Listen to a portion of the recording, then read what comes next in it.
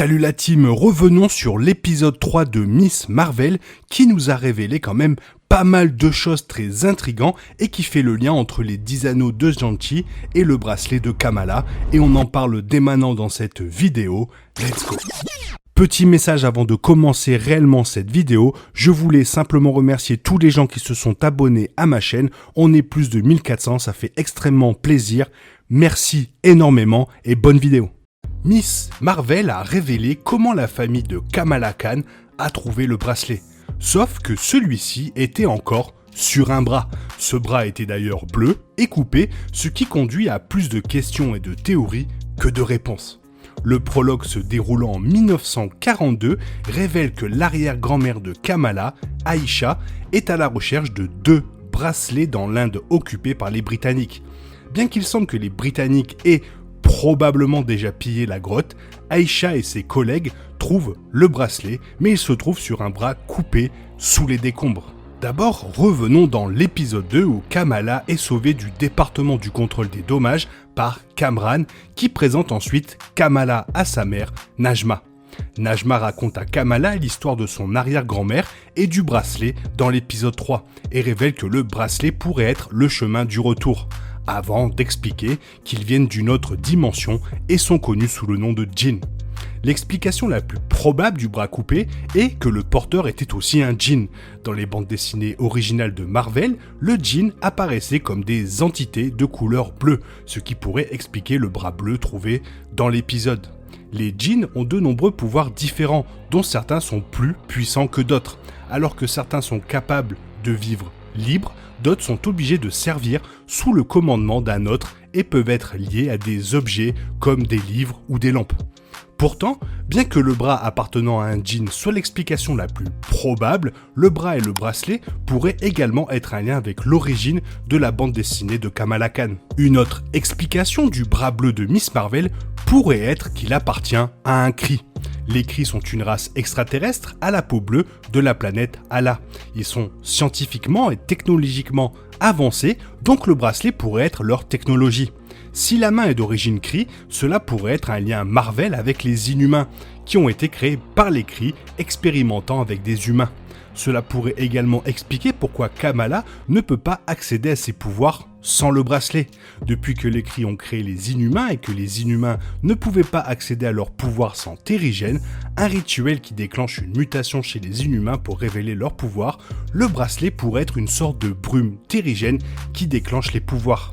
La plupart des Kree sont bleus dans le MCU et ils ont créé des Inhumains, donc les Kree pourraient être une réponse, bien que moins probable quant à savoir à qui le bras pourrait appartenir. Cependant, la scène où Aisha découvre le bracelet contient également une référence cachée à Shang-Chi, la légende des 10 anneaux, ce qui contredit cette théorie. Dans la grotte où se trouve le bracelet et le bras bleu, il y a un symbole des 10 anneaux sur le sol. Le capitaine Marvel a précédemment expliqué, dans la scène de mid-crédit de Shang-Chi et de la légende des 10 anneaux, que les anneaux ne ressemblaient à aucune technologie extraterrestre qu'elle ait jamais vue. Donc si le bracelet et les 10 anneaux sont liés, ils ne sont pas susceptibles d'être une technologie extraterrestre de toute nature. Des changements importants ont été apportés au pouvoir et à l'origine de Miss Marvel, ce qui ne permet pas de savoir si Kamala est toujours une inhumaine, comme dans les bandes dessinées. S'il est confirmé que le bras bleu attaché au bracelet est Kree, cela pourrait être la confirmation de Marvel que Kamala est inhumaine. Cependant, avec les liens entre Miss Marvel et Shang-Chi et la révélation que Kamala et sa famille sont djinns, le bras bleu appartient probablement à un autre djinn, ce qui signifie que le MCU s'éloigne probablement des origines de la bande dessinée de Kamala. L'idée que les 10 anneaux soient liés d'une manière ou d'une autre au djinn crée un lien majeur entre la contribution de Miss Marvel au mythe du MCU et la tradition existante du MCU.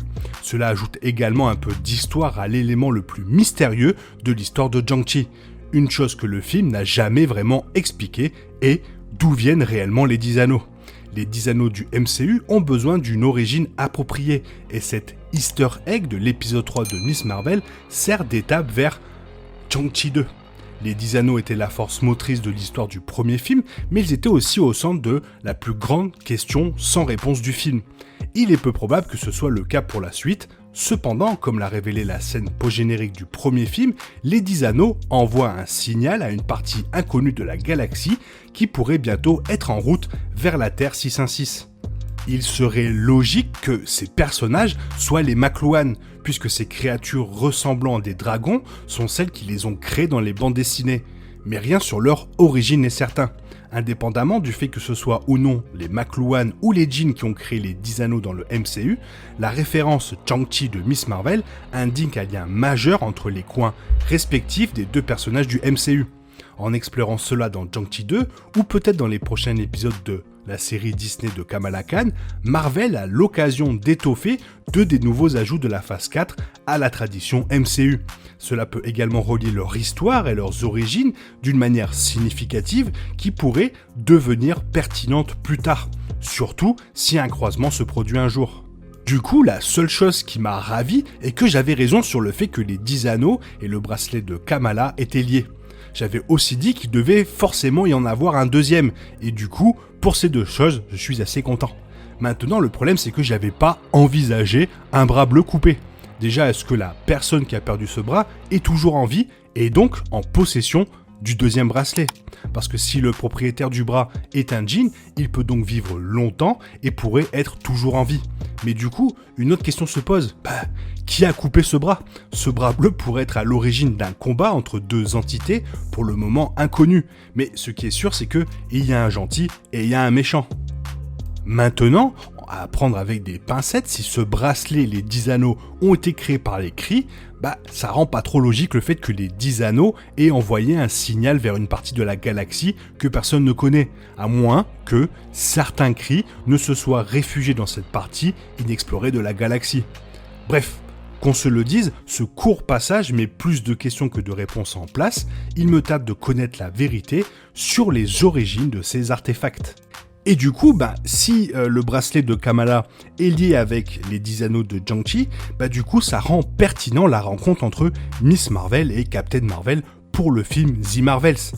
Donc peut-être, possiblement, que ce soit bien l'écrit qui soit à l'origine de ce bracelet et des 10 anneaux, à moins que le reste va nous être dévoilé dans le suite de la série. Toi, qu'est-ce que tu en penses? Fais-le moi savoir dans les commentaires, car j'aimerais bien savoir ce que tu as comme avis sur ces bracelets et ce lien avec les 10 anneaux. Maintenant, j'espère que la vidéo t'a plu. Si elle t'a plu, n'hésite pas à la liker, t'abonner, la partager, la commenter, car ça m'aide à référencer la chaîne sur YouTube. Merci. Je te souhaite une bonne matinée, après-midi, peut-être une bonne soirée ou un bon week-end. Bisous bisous, hasta la vista.